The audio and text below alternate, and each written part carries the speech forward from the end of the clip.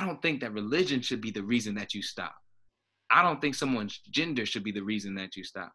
I think at the heart of it, if you look and take this evaluation of yourself, that would be a step in the direction of building the kind of love that is present when you're present and when you're absent. Any of my brothers that are out there, struggling with their deployment or, life in general, I tell them that, hey, to stay strong and to keep holding on and to understand, you're here for a reason and that, your life and what you're doing does have purpose.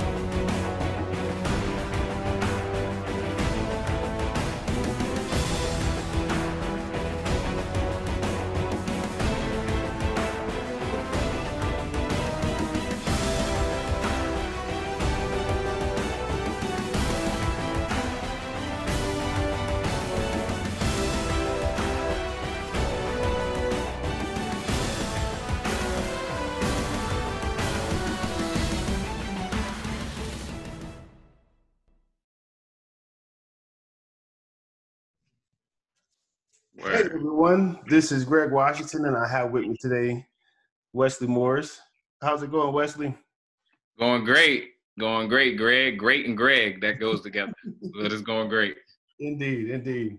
Well, look, this episode is about something really heavy. So I'm gonna throw some questions out at you. And it's not gonna be like our normal podcast, right? Okay. I've gotten a lot of veterans, a lot of interviewees that have come onto the show and have made the connection that if it wasn't for them searching or believing in a higher power, they wouldn't have made it through their darkest hour when it came to dealing with trauma and grief. Or better yet, it wasn't even that they needed religion to make it through their darkest hour. It was after they had made it through their darkest hour, they found the sense of a higher being or calling that helped them get on and stay on the path of recovering and overcoming trauma and grief. And so that's kind of like what I wanted to talk about. One of the things I wanted to talk about with you. So my first question to ask you, or I don't know if you want to comment on what I just said. It strikes me. It strikes me as the heart of my calling as a pastor, as a minister, and how to convey a compassionate message for those that are dealing with some of the most inhumane kind of residue of memories and the most harmful environments have caused some of that to happen. And how do we call one into a place of reconciling some really irreconcilable issues? And so part of that calling is, how do I listen? And when you are talking about a person-to-person conversation, that's one thing. But when you realize, or at least you open yourself up to an idea that there's a higher power, how do you think about communion with that higher power? Not so much the distance or the gap, but how can that power come and meet you where you are? And do you feel that that's possible? So I have a lot of thoughts on that, but I'm going to slow some of that because I do know you have a question that might help structure or at least frame a little bit more what we're trying to do. Indeed. So a couple of things, and just speaking to you, a lot of things has come to mind as far as, just stuff I want to get out and ask. Good. So the first one that comes to mind is, does a person need to get to their darkest hour in order for them to start to seek help?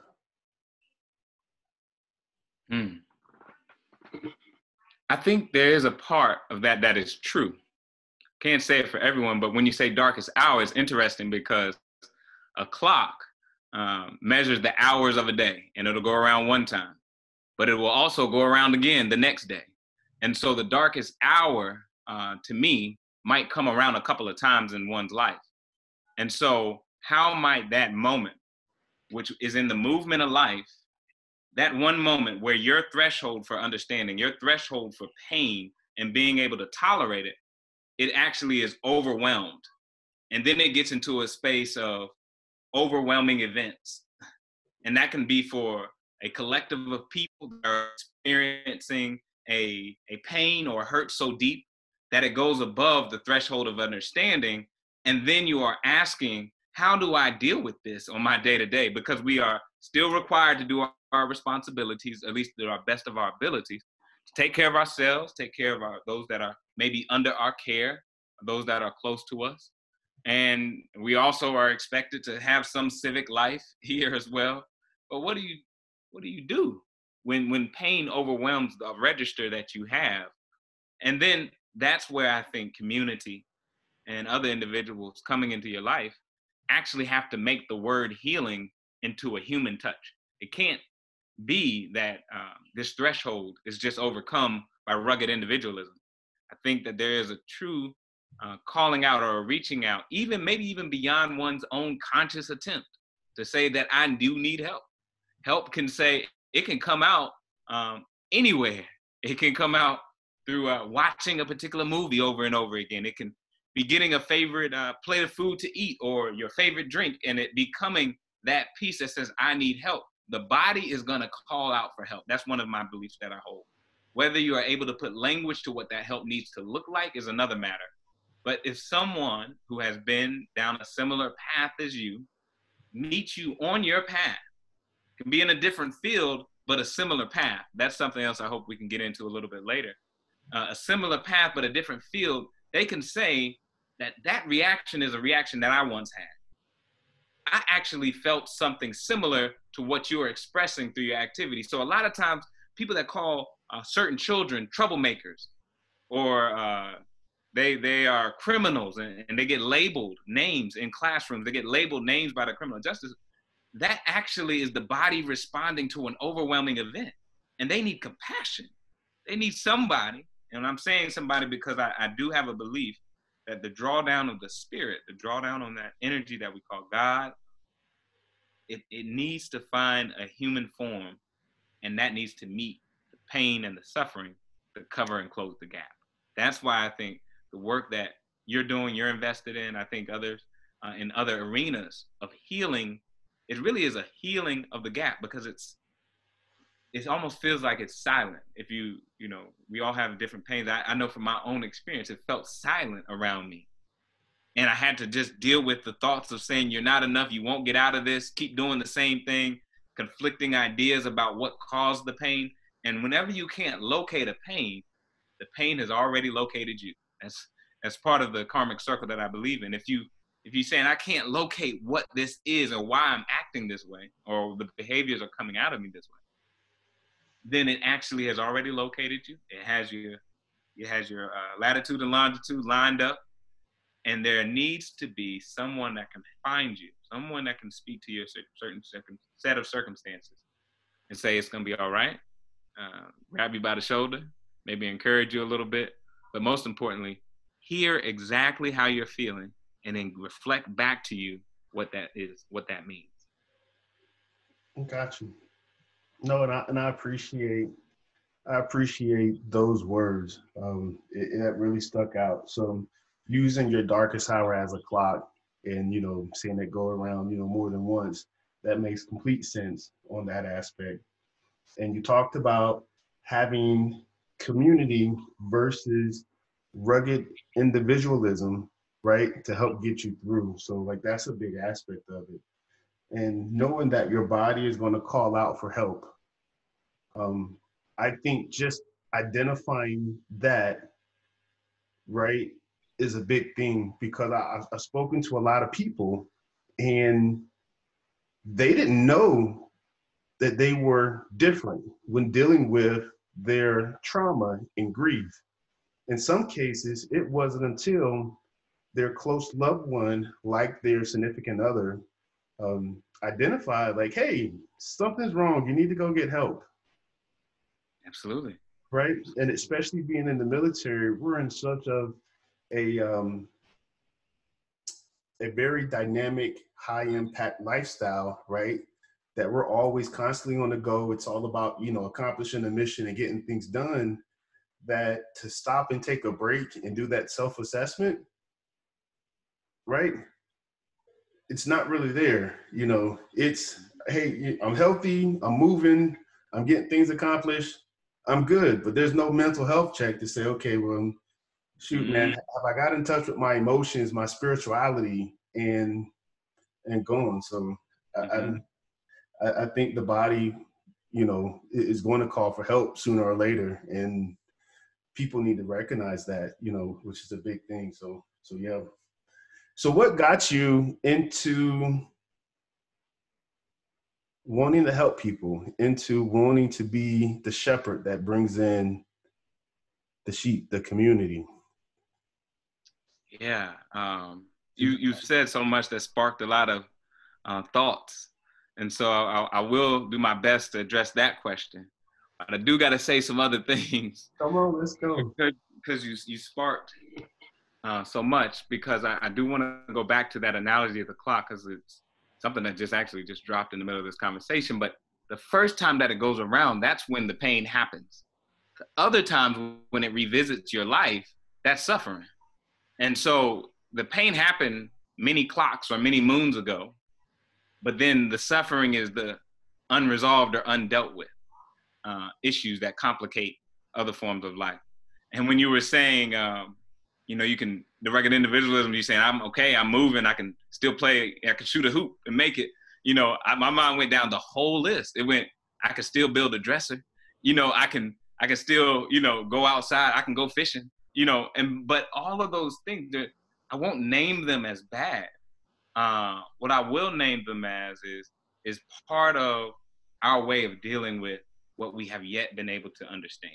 And I have to keep coming back to that, because I go by some teachings that knowledge is first, and how that knowledge operates in the world, and you learn a little bit about how to navigate, that's wisdom. But understanding gives you the fullness of what that knowledge was for. It gives you the meaning, it gives you the purpose of why you got the knowledge. And so when we think about that, this word, and this is important into the shepherding question, is denial. One can be in denial of what is a lived reality, but the body and the mind, the nerve system, it can't be in denial. At least that's one of my beliefs, that actual part of us that senses the world, it's not going to be in denial. It's going to react to the impulses, to the variables around it, based on the hard data that's inscribed on its body. And so when we talk about shepherding, I had a conversion experience that really brought me into a deeper love, I think, of myself, of my own history, a part that I had been divorced from necessarily by the education. The educational system does not delve deep into Black or African history, at least how I came up. Unless you have community supports to kind of fill some of those gaps, you're gonna be in a bit of a trouble space, or W.E.B. Du Bois calls it a double consciousness, where you have a sense of who you are, you have a sense, but then you also have a culture that's constantly telling you who you are. And that is a struggle that he talks about as dogged strength, a dogged strength to keep all of those tensions together. And so for me, having an experience where I thought that God was a God of punishment, or at least a God of retribution and vengeance and revenge, and one of a hard discipline. And so that would translate to the voice or the ego that I have. And it would translate into me saying, oh, you got to get up out of that. You don't do that anymore. It was kind of a dictatorial relationship that I had with my understanding of God at that time. But I had a teacher come along my way. And he ministered to me and told me that God is love. But not only did he tell me that God's base level is love, he began to show me by when I would make an error or mistake, he would respond in love. And what that looked like was not what did you do wrong or what's wrong with you, but what happened to you. So not judging the action. There's a song we used to sing in our church, and I think about it often. He looked beyond my fault and saw my need. And so while the faults or the errors or the reactions are well above, I think we have to get to the heart of the matter, which actually talks about what happened to us. I don't think a baby comes in this world wanting to injure other children. I think that there might be an environment that cultivates that. There might be a culture that cultivates, and then not only cultivates it, but pays it, but also benefits from it, and actually says that I will give you an executive position if you keep it up. And so those that have this space for wanting to see people heal, wanting to delve into some of the dark areas of life, I think that is it's a unique space in our culture. We don't have as much space for grieving and mourning as we do for overcoming and triumphing. And so I think that that's one of the things that we can work towards. So my journey began and turned around on that dime when somebody came and spoke to me. It was a shepherd for me. And I felt like intrinsically that was a part of myself that day woke up. Gotcha. That makes sense. That does. So in speaking about culture, do you think different cultures cope differently? I do. Because culture, to me, generally comes up from the traditions and the ways that a certain group of people choose to live with each other, certain agreements about how they live. And so in those agreements, it tends to be either a proximity relationship. We're in the same house, we're in the same neighborhood, same side of town. So there is cultural resonance. There's already a cultural dialogue happening. And that is different axiomatically from another location, because it's a whole nother group of people that have come through their generations of understanding. And so how individuals cope, there might be some threads that are the same. And I think that those are what's required to actually have conversations across suffering. You have to find what threads those are in the culture. Because having conversations across suffering can actually bridge the gap. The same gap that I was talking about earlier, where there's a threshold of understanding, there's a threshold of pain that a segment of people can have and handle and be able to still manage their lives. But once it goes over that threshold, it's a whole nother conversation. I think that talking across suffering, talking across sectors could have a great benefit to the overall healing of a city, of a state, country, and prayerfully, Greg, the whole globe. And so even this conversation, though there's some resonance between my life as a chaplain and that of yours in the military, it's still across sectors. And so I can talk to you about some of the things I've experienced that were hurtful and painful, and that I still struggle with today. And some of that's part of where I come from, the cultural landscape of where I'm from. But there's also another thing just called the human condition. We both wrapped in this human flesh. We wrapped in the human condition. So there's something in my life that will speak to something in your life. That's one of my beliefs. And so if that's true for me and you, I feel like that's true for everybody else. No, I like that. So to have got me, because I'm a preacher, so I'm gonna keep on talking, man. Just cut me off. Jump in there, bro. I got you. No, I mean, you put it in good words. To have this conversation about cross suffering, right? That is what brings different people together, because suffering has a common ground in everyone's life. So I really like the way you put that. Now, what I've noticed is that culturally, Black people tend to rely more heavily on religion as a means of being able to deal with and cope with their suffering. Mm-hmm. And so it brings me to a point of generational trauma that we all had to either deal with or heard stories passed down from generations before us on what they dealt with, i.e. slavery, hatred, racism, and on very different scales. And so like I'm constantly reminded of, man, how can an entire race, culture be hated so much,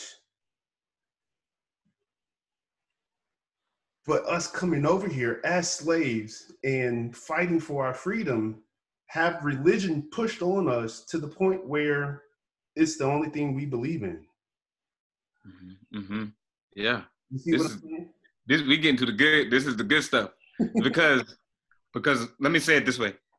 I do think that we, as a people, as Black people in this country, have relied on religion. But let me broaden it and then come back and narrow it. Okay. So, what is it about religion that helps us cope with pain and suffering and the unimaginable in this culture? It's partly the oral tradition.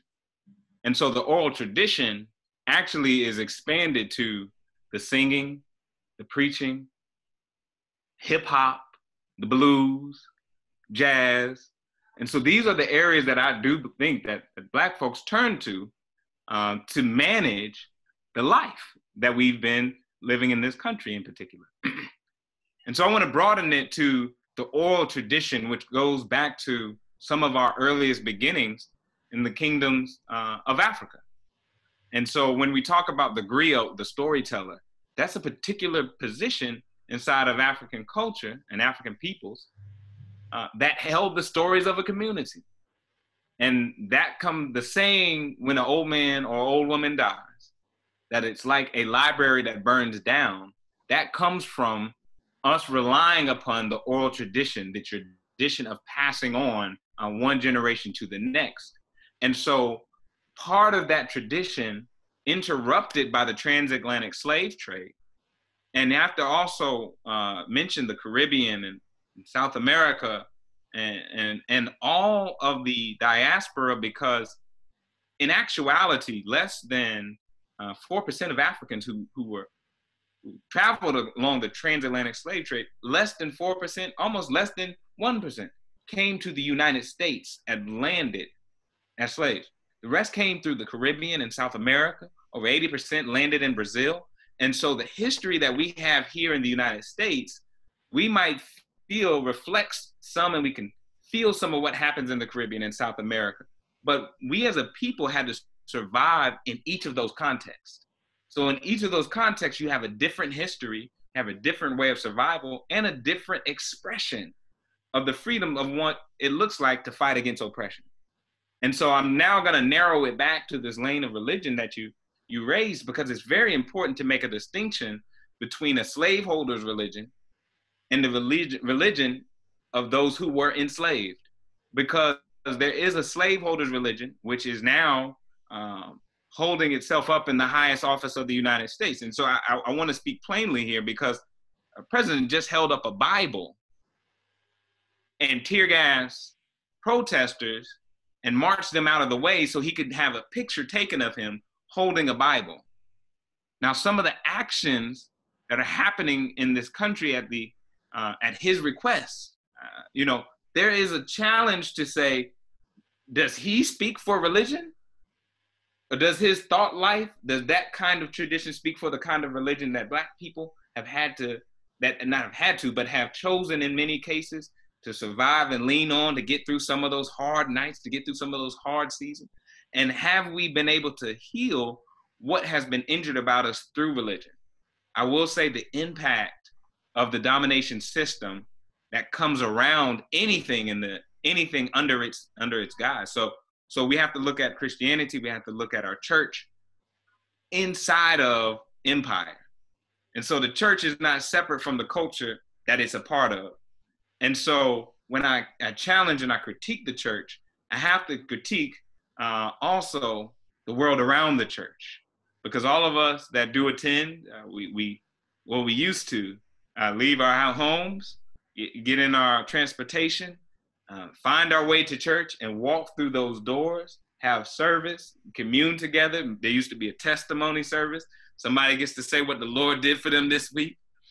But at the end of that, there was a going home. That tradition is the same tradition that at the end of the day, where in slavery, where folks had to gather under a tree. There wasn't no building, there wasn't no church. And they had the conversations, wiping off and washing off the hurt of the day, the pain of the day, the suffering of the day, some of the unimaginables of the day. And so just to bring it, I guess, home, is to say that our history is important. I do believe that some of the things that you mentioned around the oral tradition are important to note in how we deal with that threshold of pain that is above. We have to praise. We have to go to a higher power. Somebody's got to understand this because I can't. And so I think that's some of the reach that we have had, we've done as a people. Because at the end of the day, it does come back to how do we build the kind of community with each other that resonates with, one, our understanding of a higher power, our ancestors, and wrestling with this incredible amount of pain and suffering we've had to endure in this country, and the violence that it has caused us, and the violence that it has caused us to do. And so we have had to have really important conversations in the church to talk about how do we heal and redirect and change some of the learned behavior that I think come from living in this country. How do we change that while still holding on to the good parts of our tradition that make it important for day-to-day life? Man, I definitely agree with that and see where you're going. You spoke on having or having a view of two different types of religious aspects to this, right? Right. The aggressor versus the ones that have been, aggressed. And it sounds like our culture has always been embedded on survival, right? Because, just by the sheer nature of slavery and what we had to deal with, that's what was ultimately passed down. And those coping mechanism or those survival skills is what keeps us rooted in our faith and hope. Mm-hmm. Right? Yeah. So I agree with that.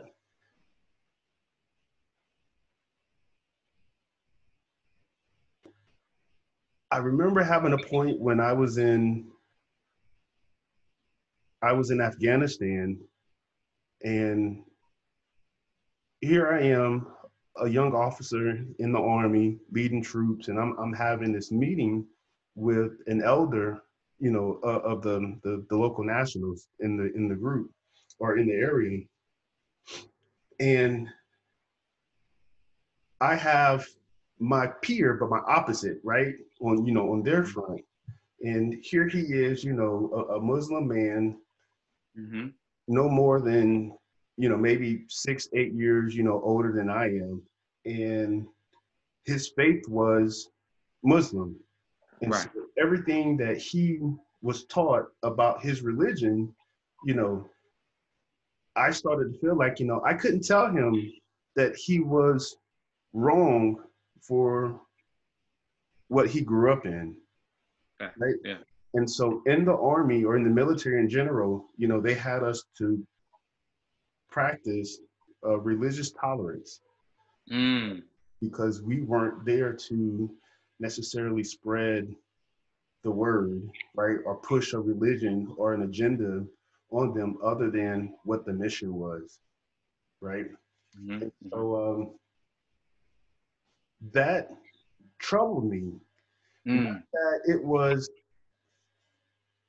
his religion versus mine, but it was, well, why does the Bible, or why do religions, not just the Bible, but why do religions call for their followers to spread their words to others, and in some cases push it on them, right? And so, when that came to mind and I thought about history and religion, war comes to mind as well, right? So whoever wins the war gets the spoils of a victory.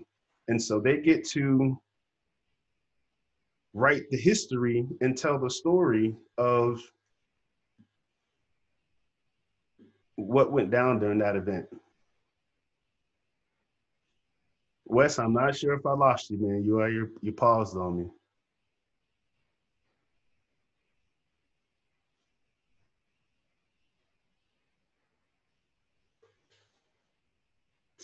We are going to pause this right here, and we'll wait for Wes to get back in this thing.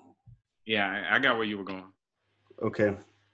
And so the last part of the question before, we got interrupted, it was around understanding that religion and history and war kind of play, kind of parallel each other, right? So as the victor wins the war, he gets the spoils of war and he gets to tell the story, Mm-hmm. right? And of course, whoever is winning, that their kingdom, embraces whatever religious view that king has or the ruler has at the time. Yeah. So I was going to, just kind of have you speak to the point of religion when it comes to politics and war, Mm-hmm. on an individual level and Yeah. organization as well. Yeah. Let me share from my heart on this. I hope you are able to hear me clearly. I have a story. I grew up in a Christian church, and part of that was evangelizing and saving souls, as they would call it.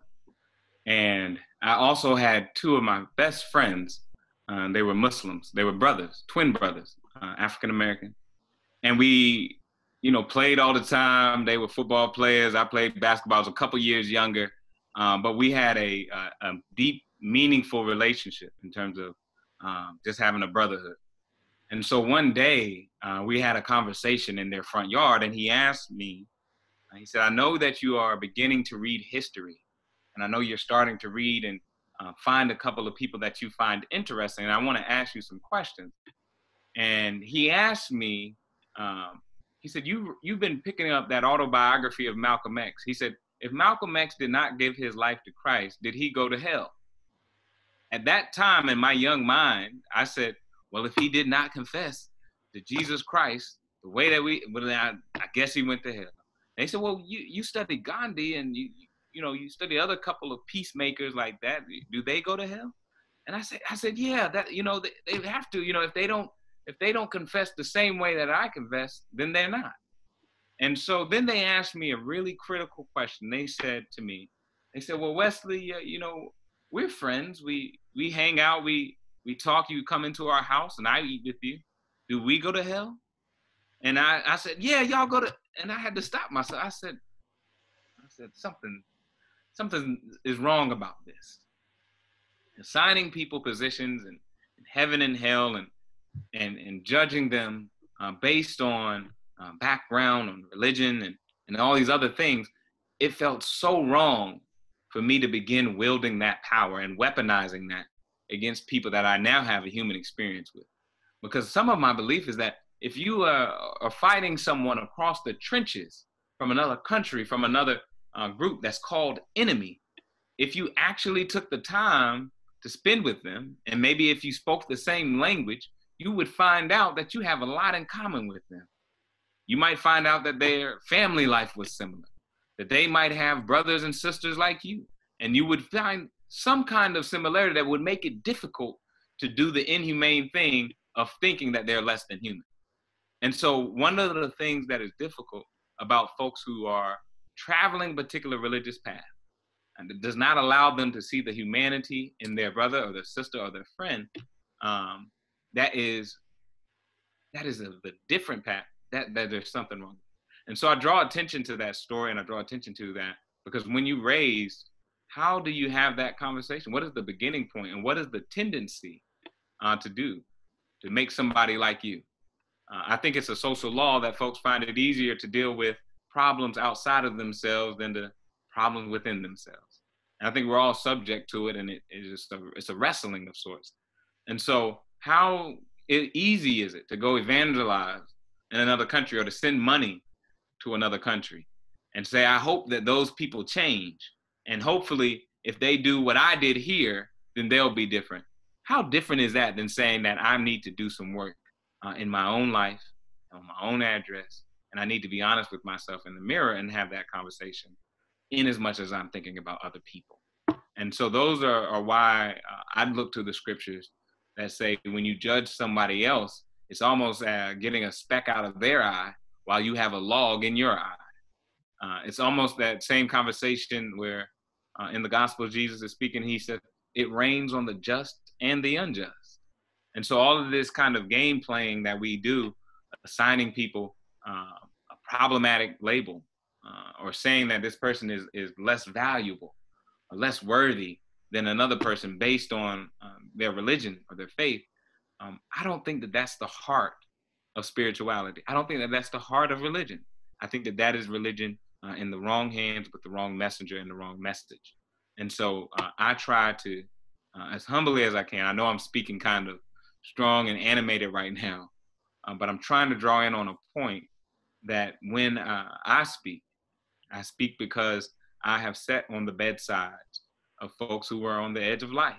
I've sat on the bedside and had conversations who were on the brink of mental stability. And having those conversations, inviting that darkness, inviting that conversation into me, it really humbled me about what I knew about the world around me. I'd much rather listen. I'd much rather receive and accept that somebody has a different position than me than to convert them to a position that they might not need in the first place. And so I think people need more human touches, more touches with the human experience, like me and you talking. And after a while, if we keep talking, we're going to get to a place where we're going to get really close. And, you know, we're going to be standing up for each other and feeling each other, even when we're off the phone from each other. That's the power of relationship. That's the power of community. I don't have to be with you to feel me. You know, I can be absent from you. And that's the power of even folks that we've lost in our lives. They've impacted us in such a way that we still feel them. We still love them. We still care for them. We still think of them. We still try to act in a way that they would be proud of because they have impacted us because they loved us. And so when you go to that level of relationship building and you see the effect of love in your life, I don't think that religion should be the reason that you stop. I don't think someone's gender should be the reason that you stop. I think at the heart of it, if you look and take this evaluation of yourself, that would be a step in the direction of building the kind of love that is present when you're present and when you're absent. Hey guys, it's Jerome. Greg and I wanted to invite you to the community that we created for the whole Guards Down family. Jump on Facebook or check the show notes for the Guards Down Facebook group. There you'll be able to find a community of folks who are committed to raising awareness about complex grief and PTSD. Look forward to chatting with you guys in the group.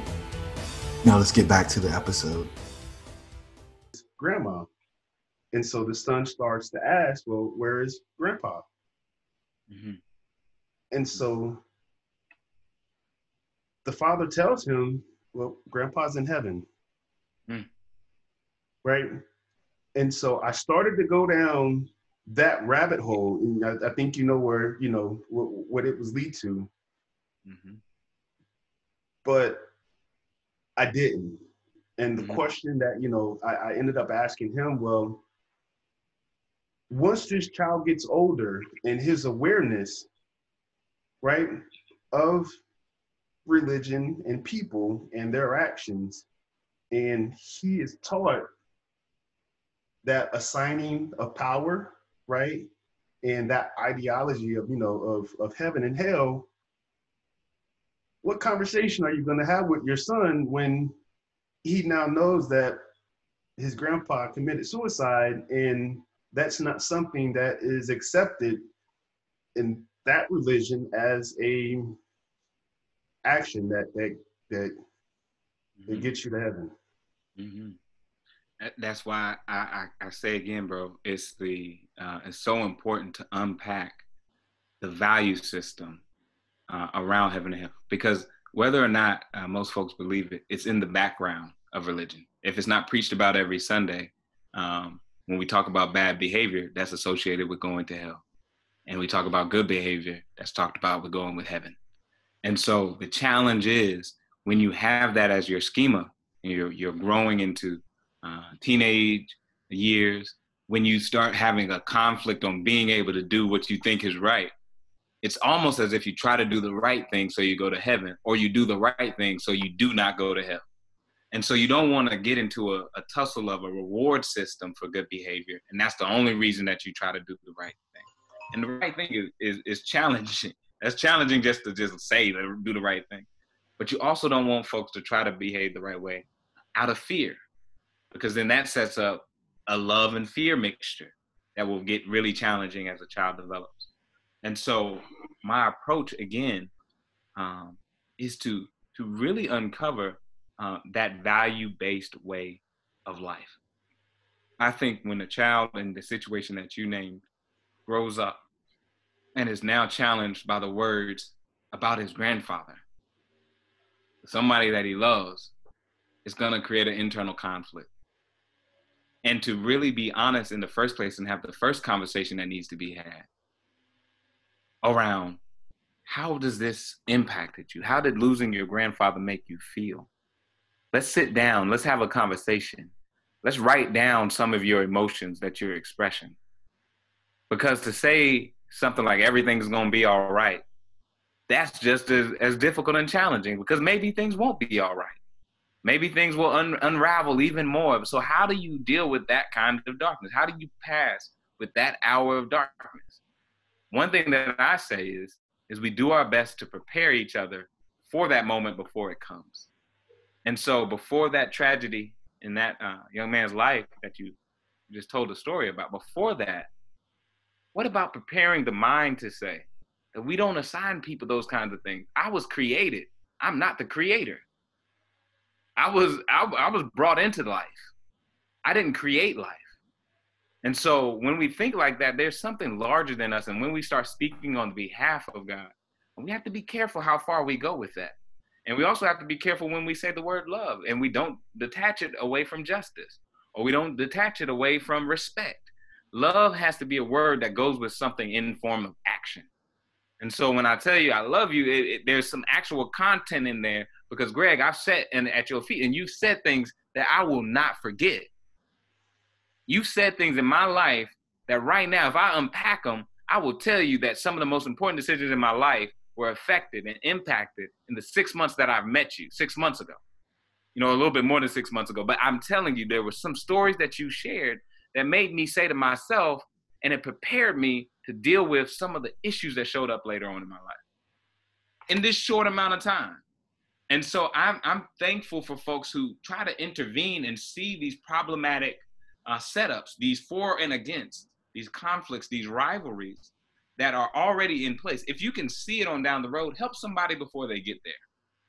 And if you've been there, your responsibility is to tell the others that it's not okay just to say a cliche and have the person moving right along and you know that they're going to a bridge that's out. They have a saying, you know, I'm in the South, and so we have all types of sayings, but if you fall in the pit, gain the wit. If you fall down in life, try to figure out why you did so you can help the other person. And so if you know you have been injured by a particular religious cliche, and you are naming that and you can see it, but you have to take the time to figure it out for yourself. Once you do that work, then you can help somebody else avoid that. And I actually repair the road where people are falling. You don't have to just keep on repairing every injury that comes out of the hole. Repair the road. Help the folks that are not yet born so they don't have to deal with the world that we're living in. They don't have to deal with these kind of, or be subjected to these kind of judgments. This is kind of a broad way of speaking, but speaking in the particular means that I'm sitting in a room with you. I'm beginning to hear you pour out a little bit of your story.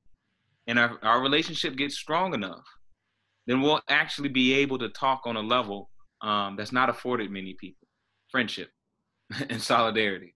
And so those are two very powerful words that I think come and they precede any great change in any person's life, any culture's life, any political or social change. I think friendship and solidarity among people who are oppressed or challenged, or even feeling the impact of a system, when you have friendship, true friendship, and true solidarity, then you actually have all you need, and you have nothing but creativity left for you to solve the problems in front of you.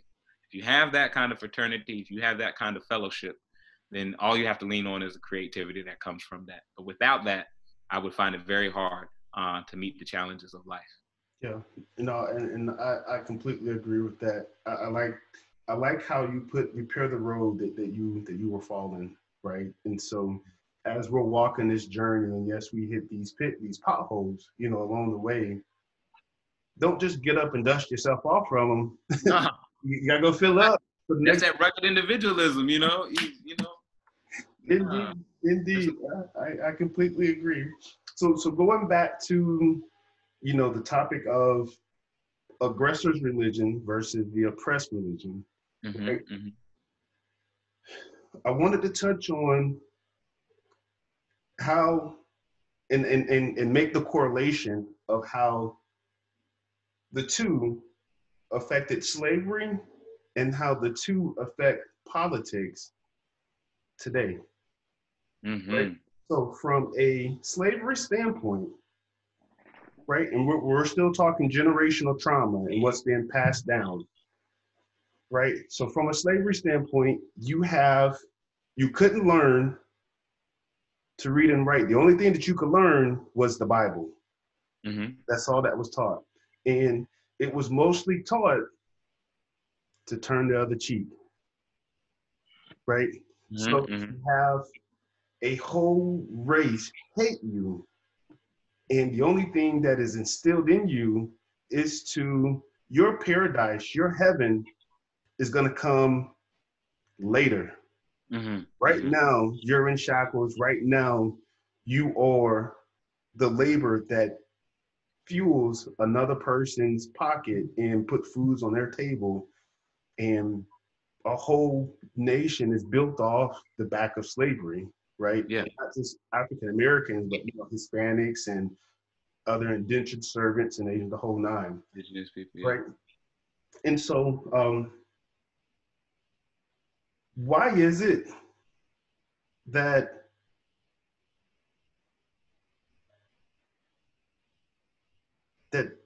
religion and slavery have kind of felt like the shackle that keeps a person from being great? Mm-hmm. Because if you fight back, because you're not taught to fight back, right? You're taught to forgive, right? You're taught to show love in the face of adversity. Mm-hmm. And so I was speaking, beforehand, where religion has been a gift and a curse in itself.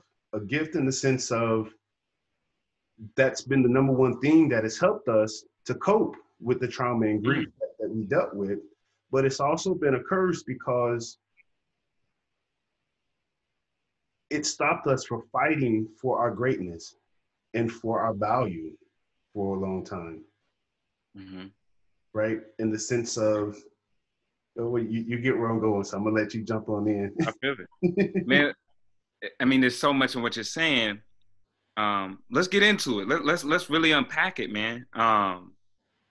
Because there is something that was instilled in us, right? I hear you saying that something was we were forced to take it. That's part of it. But we also have to think about what was forced out of us, what was taken from us. And so what was taken from us was our language, our ability to communicate the joys of our life and the sorrows of our life. When you are stolen from your people, stolen from your culture, and traveled all the way across the Atlantic Ocean and landed in the different colonies and the different places where the blood of the Native American people have already been slaughtered, and you have to have over your life the fact that you are not considered a person, but you are considered a non-being and property. That is, it only comes when people can take away who you are. And so you have to look at what was taken away. Your name. You don't even have a name anymore. You don't have a language to be able to express yourself. And so when we talk about what was put into us in terms of a religion, there was a dominance of violence and hierarchy that is still part of daily life here in this country. And so when you really want to get to the root of the slavery, we actually have to say that some of the things that we consider to be our shackles are actually some of the stories that we use to get free. And so when we talk about how do we turn around something that was given to us and meant for our evil, meant for our undoing, meant for us to not be human, how did a people in that kind of condition who have had every single piece of their humanity stripped away from them, how do they take that same Bible, how do they take that same story and say that this is a way that I will break out of this? And so when you see the story of Exodus and you see the story of Moses leading a people out of an oppressive regime and an empire, and you see it over and over again, and you see the conversations that Jesus has about being set free, and only the truth will set you free. Inside of this text, not its messengers, not its preachers, and not its the people that teach out of it, the kind of misdirected religion, the kind of religion that will make you accept brutality, the kind of religion that will make you look at a screen and see your own lifeblood being choked out of you and make you accept that, is the same kind of people that will try to deny you your very voice in expressing your truth. And so I would say about the kind of religion that we were talking about, that distinction is important, because there is a Christianity, there is a faith that says that this is a liberation gospel. There are books called The God of the Oppressed, written by Dr. James Cone. There's a book called Black Liberation Theology. There's one called The Cross and the Lynching Tree that says that the same Black Jesus that was crucified to a cross is the same image of Black people being lynched here in the South. And so it's really about getting to the heart of the matter, because generally spoken, there is a desensitized kind of religion that is not sensitive to the poor and the oppressed of this country. But I will say, I come from a tradition that says that that same religion, that same faith is the faith that we will use to pick the lock on the box that they put us in and realize that this is actually the voice. Because I don't want to be a part of a movement that doesn't accept my grandparents, that don't accept those that are around me in community that might attend church to deal with the unimaginable. I have to keep saying it. Sometimes we go to things that help us cope and give us comfort because it's really unimaginable. And what we really need is somebody to come to us and say, I understand what you're dealing with. I can't imagine some of the things you might have experienced in your life. And let me tell you about this freedom that I got a hold of and how I got it. But this is another thing I want to tell to you, Greg. I heard it in a meeting. It's the 3 R's. Rules without relationship lead to rebellion. And when you tell folks that they're wrong and you don't have a relationship with them, it's going to lead to rebellion. And that's why I'm glad I have a relationship with you, Greg, because if I tried to say something to you and I didn't have a relationship with you and I talked to you real strong, I'm pretty sure you would have a rebellious response to me. But since you know me a little bit, and since I know you, we can say things on a little bit of a deeper level and come from that kind of love. And I think that's a testament to the power of relationship. And I also want to say this point because we do talk about forgiveness and we talk about turning the other cheek, but I really want to try to draw down on some meaning there. I do think that it is powerful to be able to forgive an injury to yourself when appropriate. I wouldn't say what other people should forgive or what they should not forgive unless I talk to them, unless we have a conversation. But the power to forgive unjust wrong that has happened to you could be what you need to really be free from it. And I say that because unless you are able to name what you are forgiving or what you need forgiveness for, then you are forever trapped in that moment. And so I've said this before, that tomorrow really won't be tomorrow. Today really won't be today. They will only be your yesterdays under the guise or under the name of today and tomorrow. And so if you really want to renew a kind of relationship with life, renew a kind of sensitivity with a process that moves you forward in life, I think that we have to come to this moment where we look at forgiveness for what it is. It's not always preceded by an apology. It's not always followed by reconciliation. Forgiveness is a unit unto itself. It's powerful, but I do think that it can be taken advantage of. And that's what I say at this time in my life, and this time in the life of this culture, we have to be very wary. We have to be very alert to when forgiveness is being taken advantage of on behalf of the living and those that have passed on. Because I think that that's some of what is referenced in your question. How could we forgive those who have hurt us? How can we pray for people who have despitefully used us? There's power there. When you redeem that power and use it to empower yourself and to heal and to continue healing. I don't know about endpoints for healing. All I know is that healing goes in a particular direction. And you just keep going in that direction. And so I don't believe in an endpoint, but I just say it's a direction and try to live your life in that way. I'm with you on that point, and you made some very solid points, and you brought it to right where we need to be. Like, I love talking with you because I'm always learning and expanding my knowledge and spirituality, right? Every time I listen to you. And so, when you talk about healing being a direction, that's absolutely right. I personally haven't seen an end goal to healing, nor have I seen an end goal to forgiveness, right? It's not like a fix a flat and forget it. It's a commitment. Right. It is a journey in itself, to go down this commitment and to, continue to look at it. And to continue to put action towards it. Right. And so it brings me to this point now where I think a lot of people are frustrated. Yes, I can forgive. Yes, I can move forward, but I'm still oppressed. Mm-hmm. Oh, right? yeah. Oh, yeah. We still have bad people in this world that have laws and structures in place that will forever keep me feeling like I'm not equal and like my life doesn't matter. And so, that brings us to this political point where we're at now, in our conversation and also in the world, where it's like, shoot, okay, I get what I'm being taught, right? Generations before us taught us survival. They taught us how to forgive. They taught us how to, yes, move forward. But now I'm a little more educated. Right? Yeah. Now I got a little more resources. Now I have that baseline freedom that you wanted us to have. What do I do now? Because my frustration physically and mentally is coming to a boiling point. Oh, yes. And it's just not going to be, turn the other cheek. It's just not going to be, oh, you have to forgive because, that's what they say do.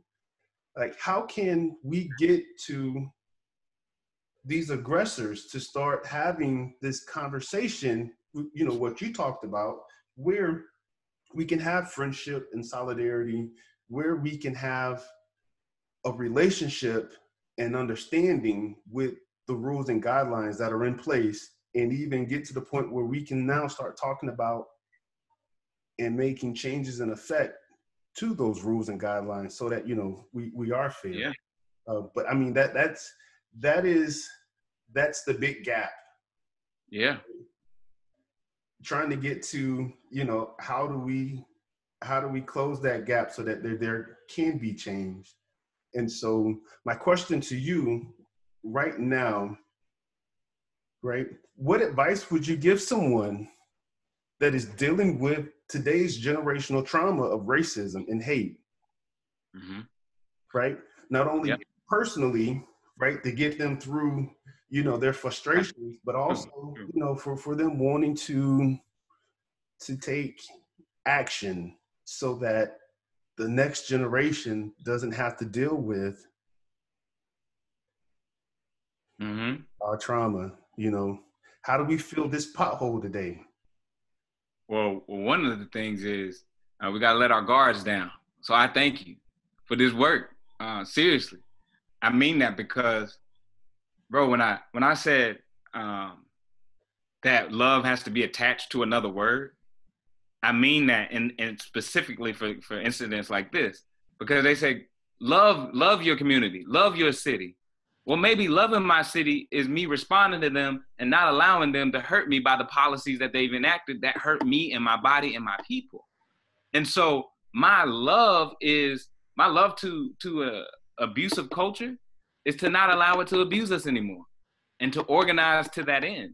And so what does it look like once you get fed up and it boils over? It looks like a lot of things. And I think we're seeing that. It looks like tearing down businesses in the moneyed area of the communities that extract capital, that extract labor, and doesn't replace it with adequate measures. It looks like paying taxes to a country that still denies you health care, that still denies you a universal basic income. I mean, our first thing I would tell somebody that's struggling with this moment is one, you're right. And you're not losing it. You would be losing it to me if you felt like everything was okay right now.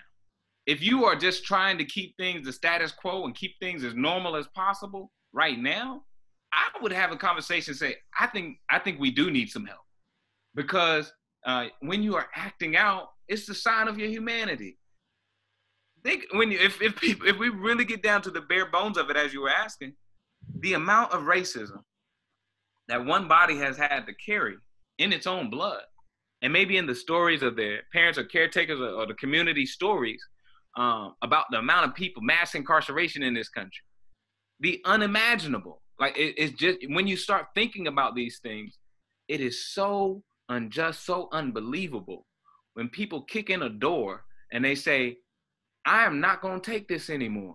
And then when you see thousands of people doing that together, that says more about the systems in place that have been trying to, get us to just stand in line, say yes, sir, yes, ma'am, and to do all the things the right way, that they tell us in terms of the system.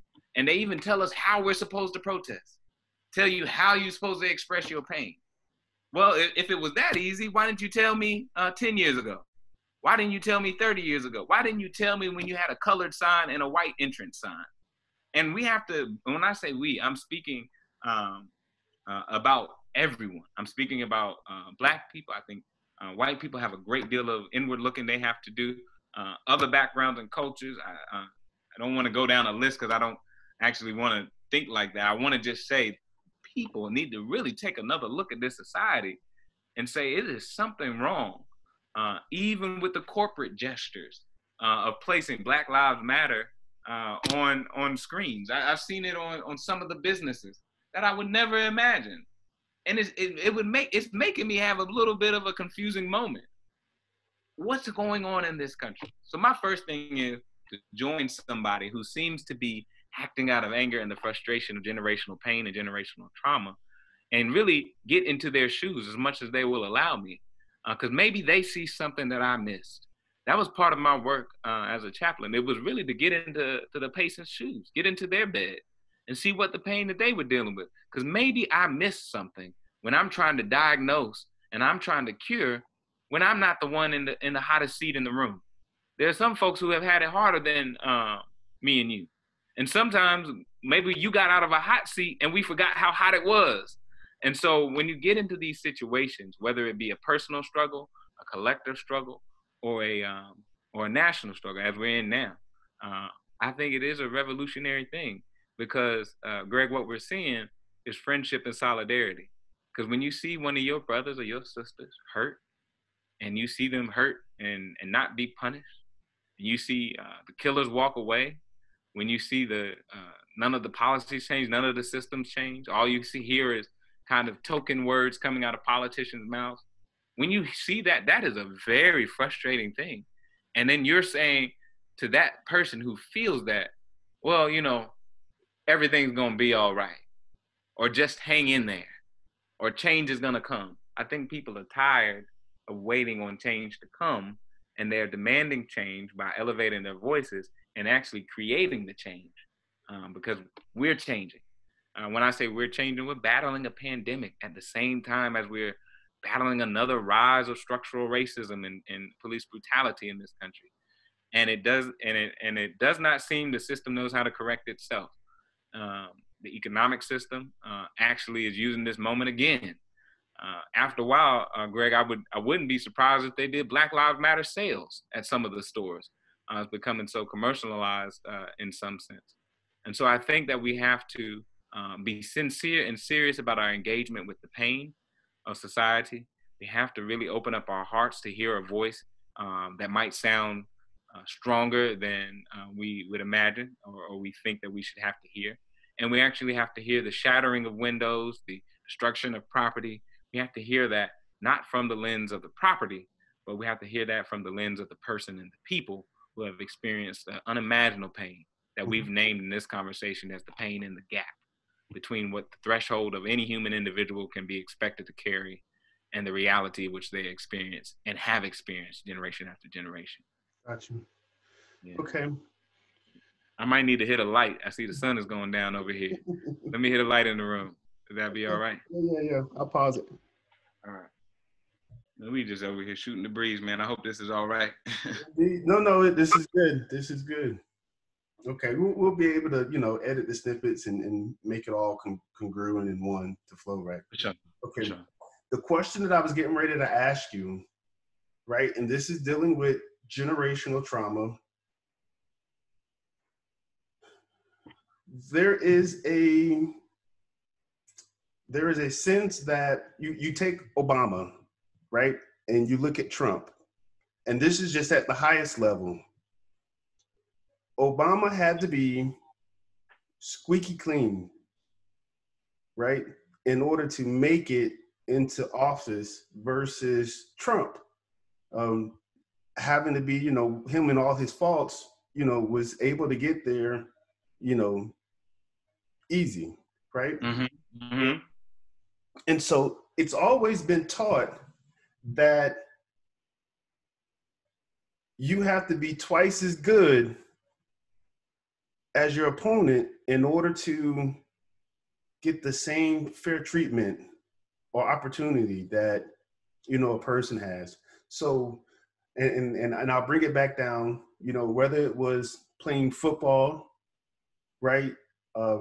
Or if it was in the workforce, right?